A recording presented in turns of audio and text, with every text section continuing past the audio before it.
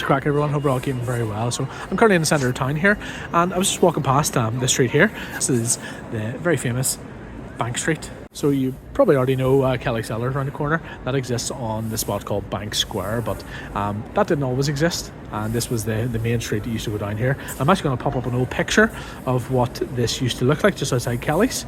So a little bit different, and the square didn't exist at that time. It was all housing and different things like that. So Bank Street is named for the bank that has existed on this spot where the Primark bank buildings are now since the 1780s.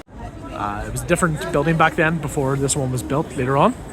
This wasn't the original name of the street. It was actually called Bryce's Lane, and then it changed later on to Back of the River because it was literally at the back of the River Force.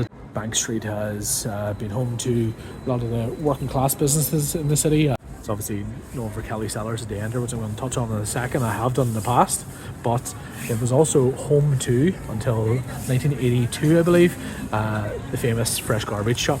But because it was such a volatile area, there was always trouble and violence and bombs and shootings and everything else going around the area, so Fresh Garbage decided to move from here to where it currently is on Rosemary Street, just over that way.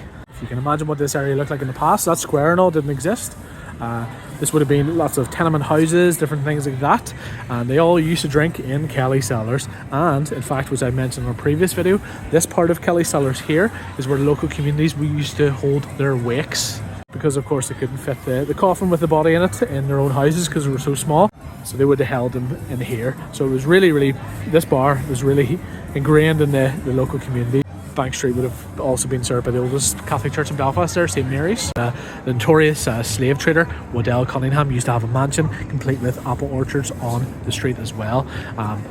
Got torched actually in 1770 by a notorious local gang, and to be honest, I can't say I'm very saddened by that fact, as he was a horrible man. Here's another quick image popping up on your screen so you can see what this area looked like. There were a lot of people who lived in this community. All those people who lived here would have worked on the market stalls that would have lined this street here at the bottom.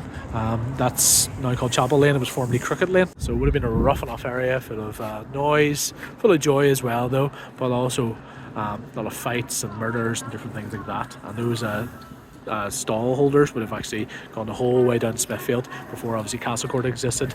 But yes, that's a quick history of Bank Street, Bank Square and the local area. If you've lived here in the past, maybe put something in the comments below about what it was like to live here. If you know maybe something else about the history of it, also let me know. Happy to hear it. So if you enjoy videos like this as well, thank you for watching for one. Give it a like, comment underneath and follow our page for more.